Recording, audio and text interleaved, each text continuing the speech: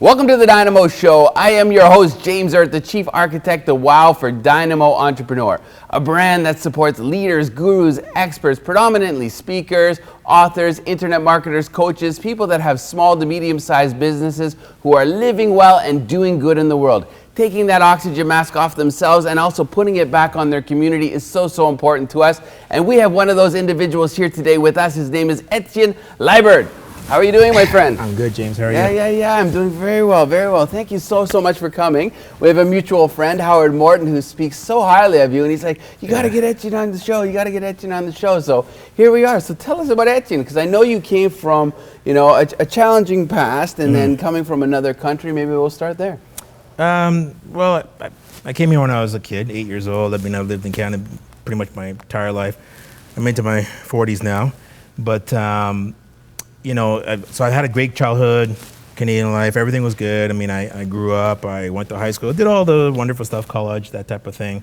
And then I eventually got into working for myself when I was in my early 20s, which, a lot of people at the time thought, gosh, you're only 22 and you're opening your own business? And I was amazing. Like, yeah, I said, well, I had my parents to back me up on that one, right? Obviously, at that age, that's what happens, right? Yes. Your parents they kind of fall back on them. Yeah, well, they're like, okay, I had an idea, and they're like, okay, that's good. They're supportive? You sure? Oh, totally. Nice. Yeah, they're behind me on that. They're the ones that inspired me to think, you don't have to go do it for somebody else. You can go do it for yourself. Yes.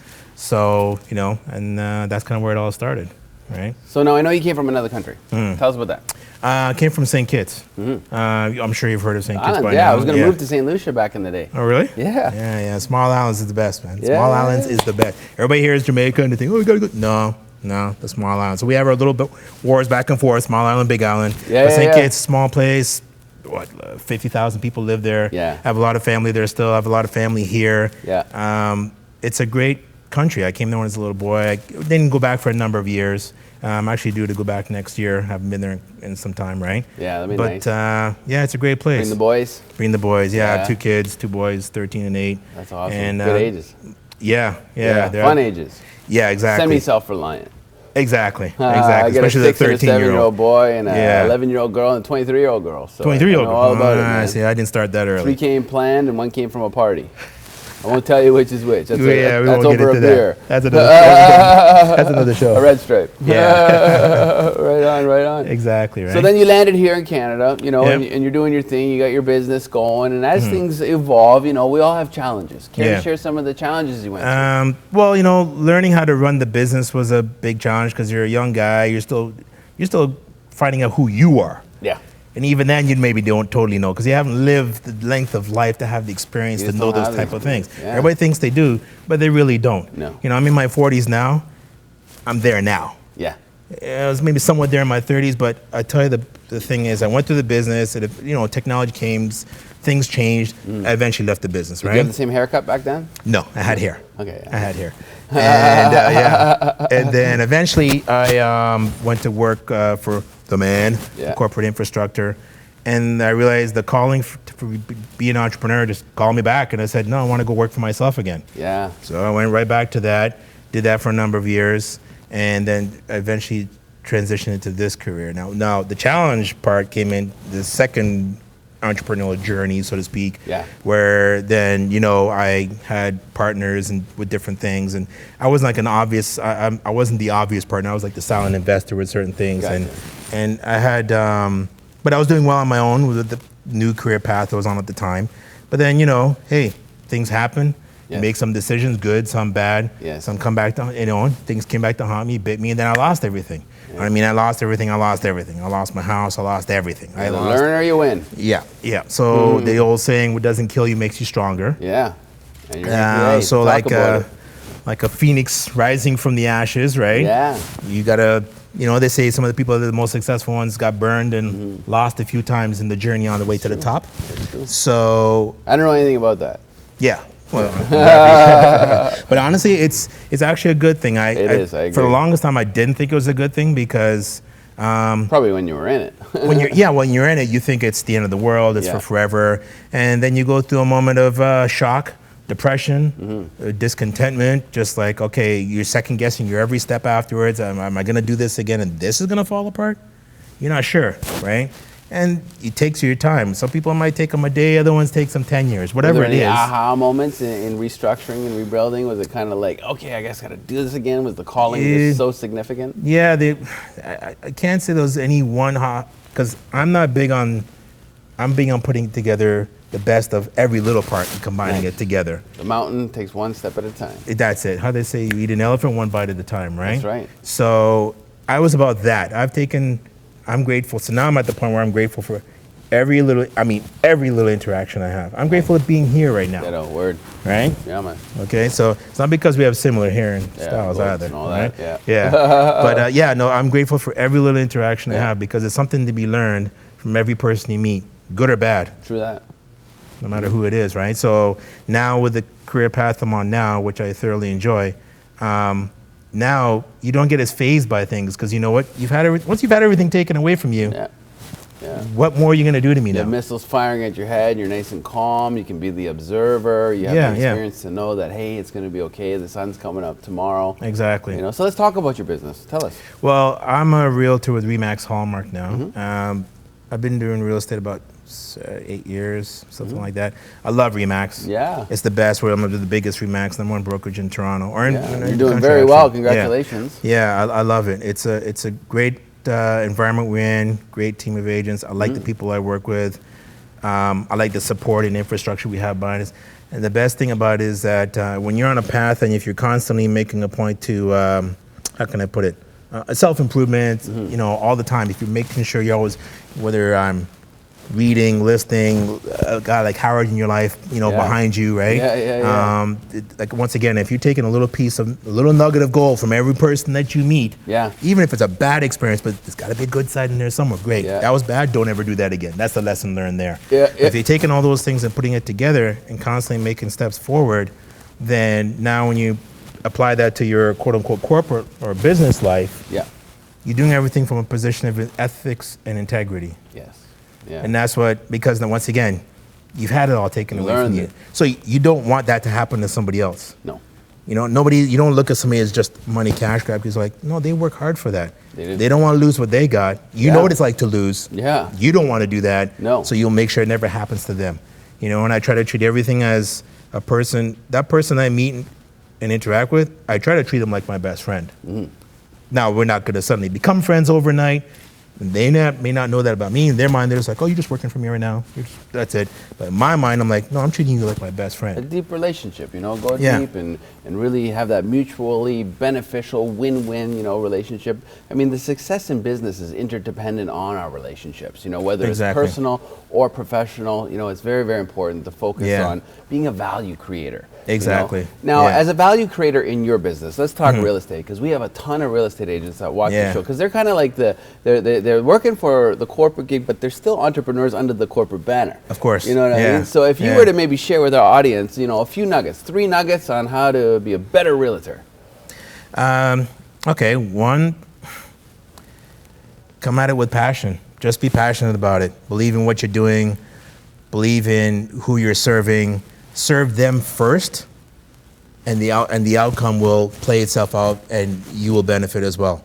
But if you take them into consideration first, it always comes back around to you. You know, that's one. Two, integrity and ethics. Whatever it is you say you're going to do, just get it done. There's really no other way around that. Once you've spoken it to the universe now you have to follow through on it and stick with it, right? True. And, you know, three, don't be greedy. Don't be about the money. There's lots of money in it, but there's also, I mean, it's a feast or famine career. Yeah. You can be making a ton of it and then making nothing, right? Yeah, it's true. So, but if you want to level it out, then you have to be an even keel person and just take it that it's not personal. The rejection isn't personal. You might feel personal to you at the moment, but it really isn't. It's not to have anything against you. They don't know you. That's true. That's it. A wise person once told me, greed breeds competition. Greed breeds competition. Right. Interesting saying. It is. Yeah, It is, yeah. and it's true. Etienne It's true. Liburd, thank you so much for coming on the Yeah, show. thanks for having me. You know, it's been great to finally meet you. Howard's spoken such wonderful I things love Howard. about He's an awesome you. guy. So Yeah. let's keep it up, man. Thank you. My name is James Erdt. This is the Dynamo Show, and we are on our way to a short commercial break. We'll be right back.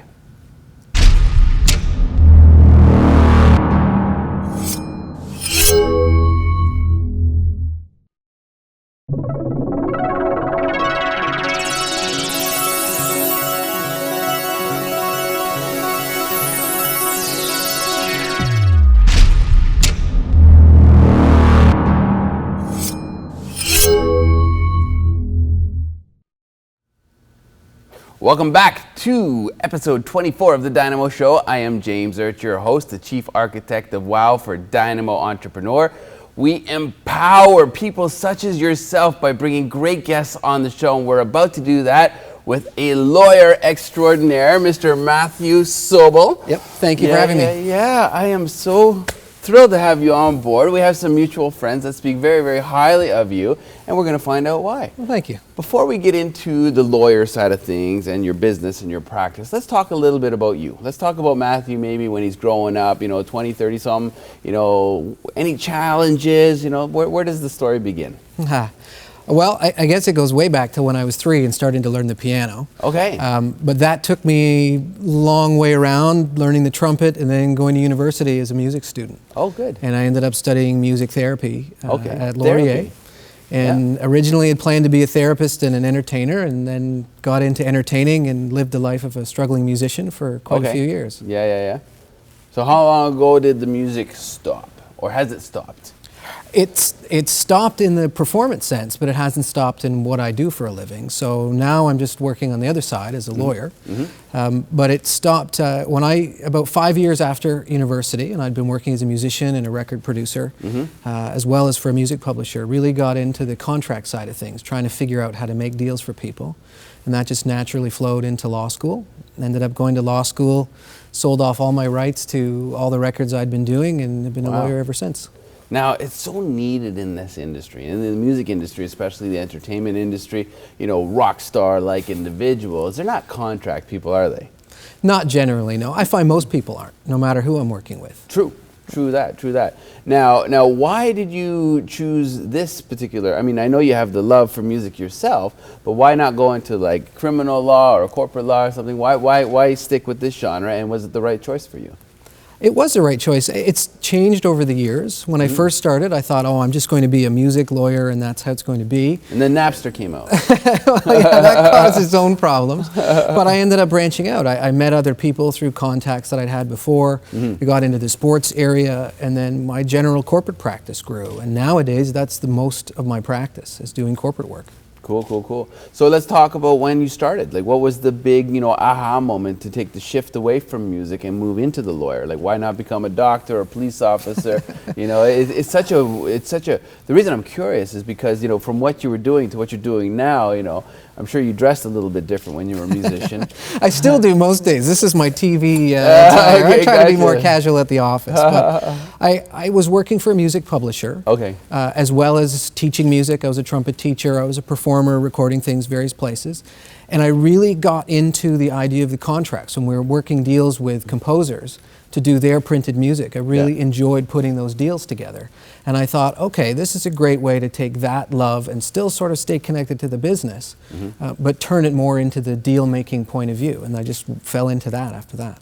I love it. Any stories that you can kind of, bring up of like tragedy, when you hear about musicians, and some of the nastiness that goes on in the industry, anything that comes to mind that you could share? It can be brutal. I can't share any names, of course, and I can't get into detailed stories in case anybody would figure it out. Yeah. But for example, musicians and authors struggle a lot with trying to figure out what money they're really going to take home. When they're presented a deal and they think they're getting $1 out of every $10, and then you read the 60-page contract, and you realize that after deducting for this and this and this and this, now they're getting 15 cents, and they don't know what happened. Yeah. So it's good to help those people, to get them to understand and either find a way to get the dollar or at least get them to understand, no, it's 15 cents and that's what you have to deal with, but it's a good start. And 6 albums from now, then you can negotiate for your dollar. Sometimes you got to tell a client, it's a terrible deal, take it. So the music industry's changed, eh? It's just like nowadays it's so different than it was before. Obviously, the big corporate, music industry giants that used to rule the planet of the music industry. How has it changed, and how has it changed your practice? My practice really hasn't changed at all. And I know that everybody says, oh, the internet's changed everything. Now artists can do their own thing. And there is some of that. Yeah. It's easier to get famous on YouTube than it was just sitting on the street corner before someone could film it and put it on the internet. Yeah. That certainly helps. But at the end of the day, you still need the big players. You still need teams behind you. You still need connections. You still need access to distribution, not just for your records, but also how do I get on tour? How do I build that big machine that will be my career down the road? You still need all of that. I don't think it's really changed all that much. So what do you do in your spare time? It sounds like you're busy. Well, I enjoy spending time with my family. Nice. I've worked hard at trying to get Kids? a good work balance. I have one daughter. Nice. I was very excited that I'm on the show. She's 9. She's now decided I'm famous, so thank you for that. You are. And so, welcome to fame. We're going to have to become a musician again. That's right. So I don't think I'd ever want to do that again. I used to say as a musician, the greatest thing about being a musician was you never knew what tomorrow would bring. Yeah. But the problem was that was also the worst thing. Yeah. So this is far more stable. So it's good. So I do. I enjoy hanging out with my family. If it's just me by myself, I like to sit down with a good movie and get engrossed in it and forget what's going on in the world, and it helps me set the work aside at the end of the day. Is your daughter a musician? She's a good singer. She's an excellent singer. Oh, right on. And we're trying to encourage her that way, but she's also into Taekwondo and other things, so cool. she'll go where she goes. Did you sing at all when you were in your music career? I did a little bit, yeah, Nice. But my major in university was trumpet, so I did. Yeah. I did that. I have a vocal coach right now. Very nice. Joy Jukes, fantastic coach. And I'm not a singer by any means, but I go into high schools and I talk to kids about, staying on track and the power of your choices, and being guided by your emotions and your heart. And I thought one of the coolest ways to get in touch with them would be to create a hip-hop song.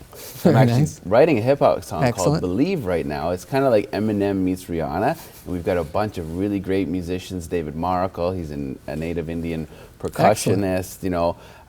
Grenville Pinto, he's a violinist. We have Jasmine Virginia from Polarity. She's like Evanescence style hard rock chick. Very nice. And then myself doing more of a spoken word type rhyming.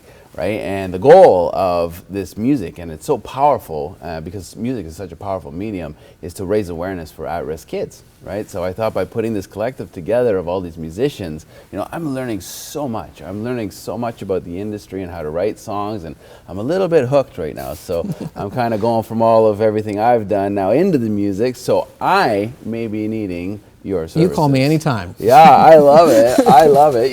We have to talk because I think it's so important to be, protected, especially when you start to become famous and you recognize your popularity, and you start not being able to keep up with the mailing list and all the people that want to talk to you, etc. So you start to slip. You start to miss things, and some of these things can be very important, like this 60-page contract. Most musicians aren't in the space of going through that 60-page contract. How many do they actually read it all? Right? Very few. They come to you and they say, hey, point out what's my cliff that I'm going to fall off of. So what's next for you? What's the next big steps? Well, I originally started my legal career in a big firm in Toronto, and then I went on my own. Bay Street? Off Bay Street, I guess. Yeah, but the same kind of idea.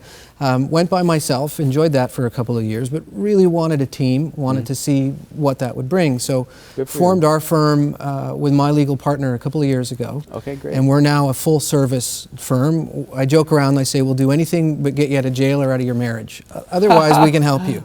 So we take a very holistic approach to law. Okay. And our primary clientele are small business owners or independent business owners. The businesses could be quite large, but they're running them either with their family or on their own or just a couple of partners. And we'll cover everything. So we help with their corporate plan, from keeping their records to their employment agreements to working out strategies for marketing to licensing agreements, whatever they need.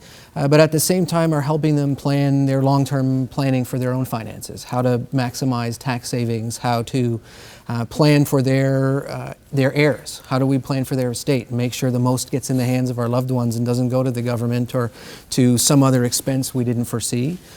We try to cover it all and just help everybody across the board. How do they actually find you? Care to share with our audience? We do have a website.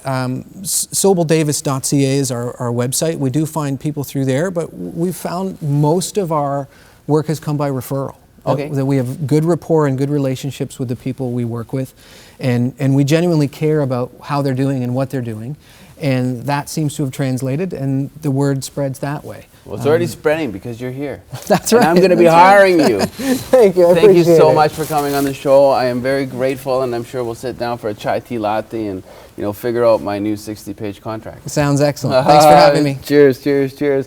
My name is James Erdt. This is the Dynamo Show. Hang on, and we'll be right back after this short commercial break.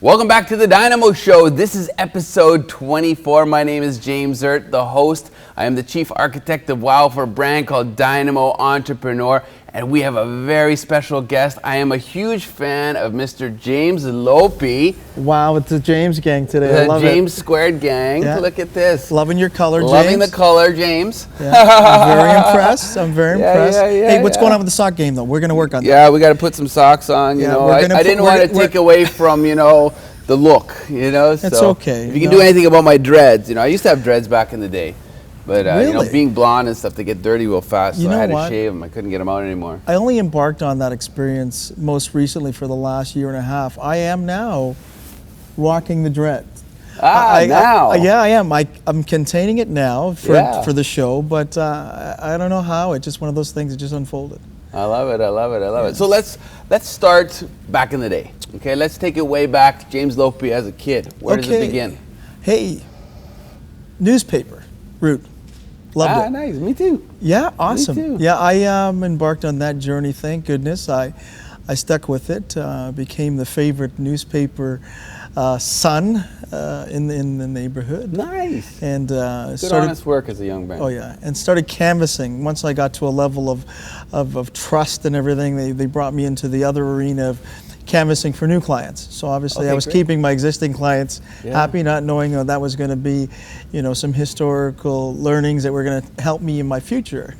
It's wild to see where the newspaper has gone, right? Now they're announcing, a Canada Post. I think I just saw that they're eliminating paper route carriers. Really? Yeah, mail Interesting. carriers. Yeah, they've Wow. voted against it now. That's all going digital. That's crazy. 'Cause Yeah. my mother, she used to work for the post office. That would have been, I guess, my second job. Oh wow. So I was doing a lot of mail handling and sorting in the back right after school. Yeah. That was one of my other jobs that I had to experience. It was great. I went from newspaper to line cook at Eastside Mario's. Okay. Yeah. Okay. And then I That's sold interesting. knives and became #1 in the country. What kind of knives? Cutco knives. Now- have you ever heard of them? No, Cutco? I haven't. What is that? What is a Wonderful Cutco knife? opportunity for young people. Bowling ball handles, surgical stainless steel. Love stainless steel. They're totally balanced. They got nickel cadmium rivets. 100% guarantee or your money back.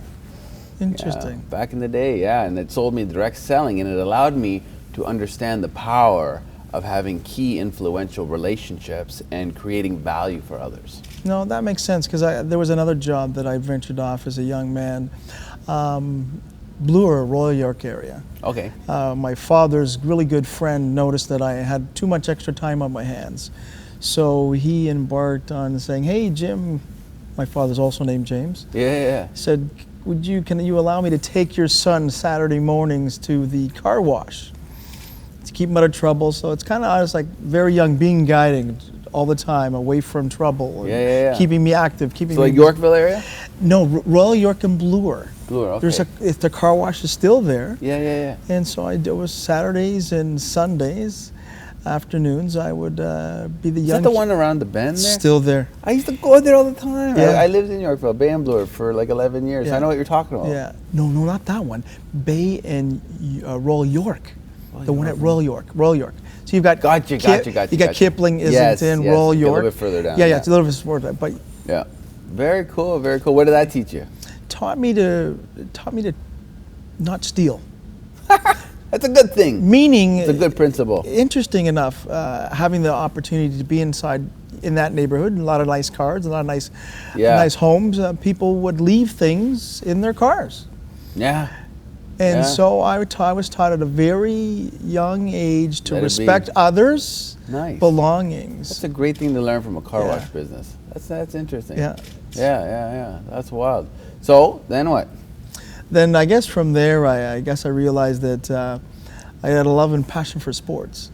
So I embarked on, baseball, soccer, other extracurricular activities in the summer, having to be kept at a high level. Just a basic level, keeping me out of trouble. Yeah, keeping you out of trouble level. Until I got to high school. What was your favorite sport? It was baseball at the time. Baseball, yeah, I was a soccer guy. Yeah. Still am. Now, do you still play soccer? I don't play. I've had some spinal challenges, so I'm on my way to a third spinal surgery. Wow. So it inhibits me from kicking a ball the way I used to kick a ball. However, I'm going to kick that ball yet again. Does it impact you from dancing? It impacts me from everything. Does it really? Wow. Yeah. So I'm just not the same man I was 5 years ago and before that. Okay. However, I'm going back to that man and I'm going to get younger. Good stuff. No, having seen you and met you, I wouldn't have thought that was something that you were dealing with. So it's interesting that you never know what we're all going through, what we're all experiencing, and the challenges. And thank you for the compliment. Interestingly enough, I am in the worst shape I've been in probably in the last 20 years, sitting here right in front of you. You don't look like it. Yeah, isn't that crazy? Well, and you picked up on the energy, how great the energy is. Imagine if I was on my game. Yeah. Well, listen, I don't know, I guess a year and a half. Thank you, though. Oh, you're welcome, James.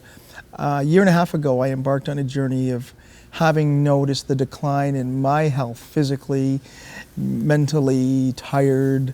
So I thought. How young are you? I'm 53. 53. I wouldn't give you a day over 52. Well, thanks to my mom. she's aging beautifully as a woman. Yeah. How young is she? She's 78. People think she's my sister. Yeah. When we go out and explore. Really, she's your best friend. My mom is my best friend. Yeah, man. Yeah, she's the one who's kept me. Me too. God rest her soul. Grounded, and focused throughout my whole life, and continues to. In fact, on my way here, my mom called me. She just was to check in to see how I was doing. She knows I've been putting out a lot of energy, and managing that energy is something that she wants to make sure I. Does she have that similar intuitiveness that you have? Oh, she does. The gift comes from somewhere. Yeah, it's definitely mom. Yeah, me too. Me too. Yeah, my mom passed on Mother's Day 3 years ago. Okay. So, but she's here. She's here with us right now. Well, that's good. I'm feeling a good energy here. Yeah. How old was your mom at the time? She was 80. 80? Yeah. Wow, that's great. That's amazing. Yeah. Listen, I always tell myself, I'm 53, and I'm thinking, let's make 60 my next benchmark, and I want to be still doing what we're doing and how we're living our life. I love it. I'm blown past 100. Yeah. Oh yeah. I'm being cautious. Going to reverse the aging process. Well, if there's some insights you can provide to me, please help. Yeah. Just share. Food, fitness, family, finances, and fun. Okay, I'm working on 4. 5 F words. I'm working on 4 of those. Food number 1. I'm working on 4 of those. Yeah. With the bonus F word of forgiveness. Okay, well, forgiveness is a journey that I definitely been on for the last 5 years, having been in business and challenged with opportunities, having partners, and yeah, that's forgiveness Partners is an strong. interesting animal, eh? It is. It's definitely not for the faint of heart. You know, especially when the honeymoon phase is on and everything's great and it's going to last forever. And then you get down to the humanity of partnership. Yeah. And, you know, the longevity of nurturing that humanity, you know, beyond the honeymoon stage. What would you say, you know, before we go to our commercial break, to those people that are out there as entrepreneurs who are partners? Do's and don'ts, maybe some nuggets, care to share? Do's and don'ts. Don't hold back your feelings. If there's something that's bothering you within a relationship, especially a business relationship, you have to bring that to the forefront immediately. You can't let it fester. Communication is key. Yeah, you have to let it be known. The other one would be trust. When you have different opinions or different views, sometimes you have to let the nature of trust be the guide force behind things. So yeah, that's kind of Any core values? What would you say are your top 3 core values popping into your head right now? my values in life. In business. In business, hard work. Hard work. Versus smart? You have to play smart while you're working hard, but hard work. It's a lot of hard work. Tip 2? Tip 2, love what you're doing. True. You got to love what you're doing at all times. Passionate about it all the time. Yeah. Tip 3? Tip 3 would be honest to yourself. Know your limitations. I love it. I love it. The other half of James Squared. We are going to be right back. We're going to take a short commercial break. This is the Dynamo Show. We have some very special guests, as you can see on this show, that are empowering you to shine your light and share your love. See you after this short commercial break.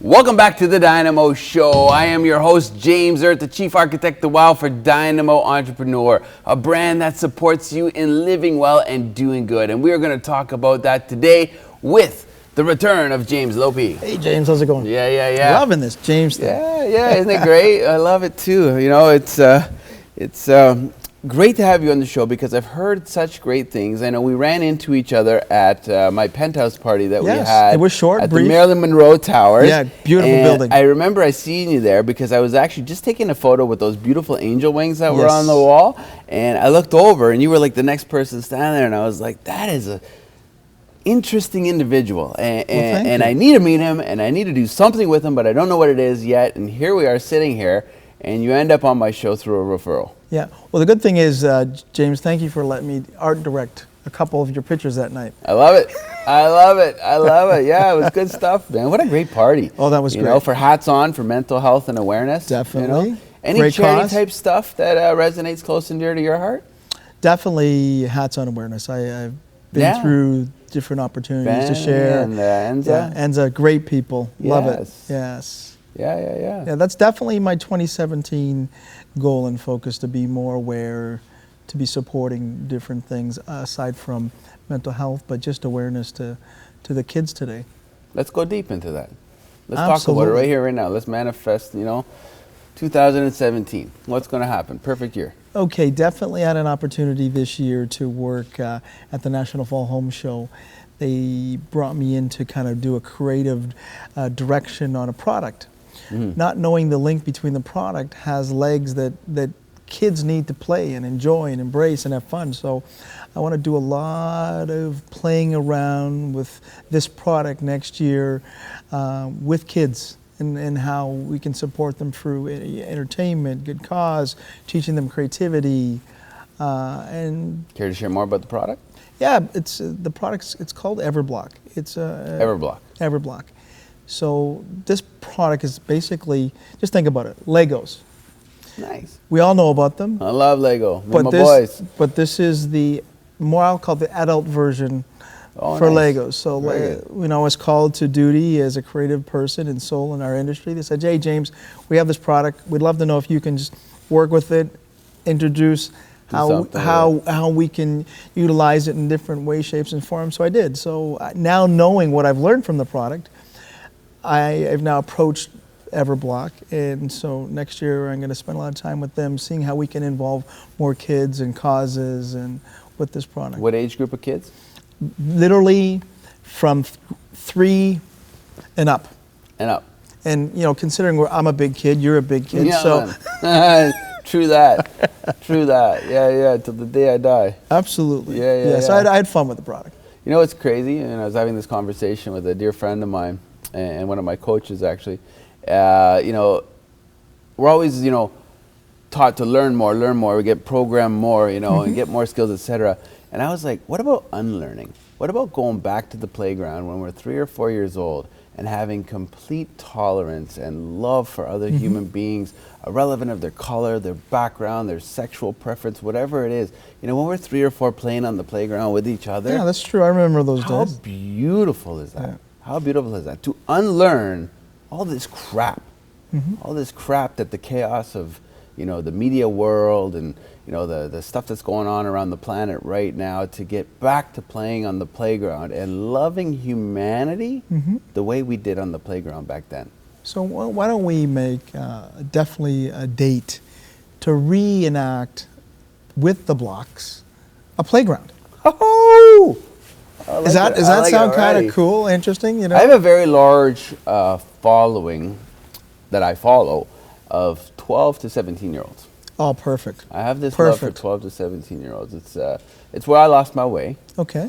back in the day, and made a decision that changed my life and got involved in drugs and gangs and, ended up in prison. I did something when I was 17 and was charged as a young 17-year-old man for a silly mistake, and was put into prison as an 18-year-old and Oh, convicted, wow. Okay. and went into a range of Hells Angels bikers and gangbangers. Okay. Not fun. That's Not a different fun. experience. That Totally. definitely- Imagine yeah. 18 years young. Wow. So then you go in and you understand that the punitive system makes you worse. It doesn't correct nothing. Okay.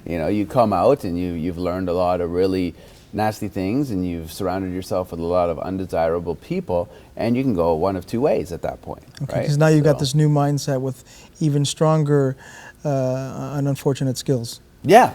Yeah, Yeah. that's So kinda I didn't get out until I was 30, and I had actually lost 5 friends. So 4 friends dead from drug overdoses and 1 friend dead from gang violence. So a lot of what I do these days is give back to those 12 to 17-year-olds where they're making these key decisions. Okay. You ever heard of the saying, the Amazon, you can burn it down with 1 match? That's what I did.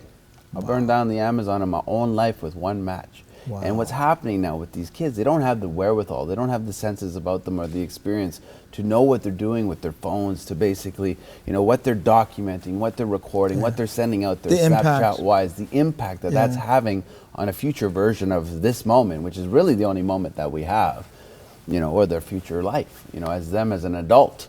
And just to raise that awareness for these young people and to guide them. And then that would be the proactive approach. However, we're also working on a reactive approach that empowers a proactive approach for these young people that have fallen off track, to give them a way back into the game, a positive game, before they actually become an adult. So is this a club or? It's a ranch. A ranch. Okay, tell me a ranch. little bit more about the ranch. I can understand It's how. called Reviver. Okay, it's called Reviver. Going to be on reviver.ca. Okay. Reviver Rejuvenation Ranch. So we took the word rehabilitation out there because they're not sick.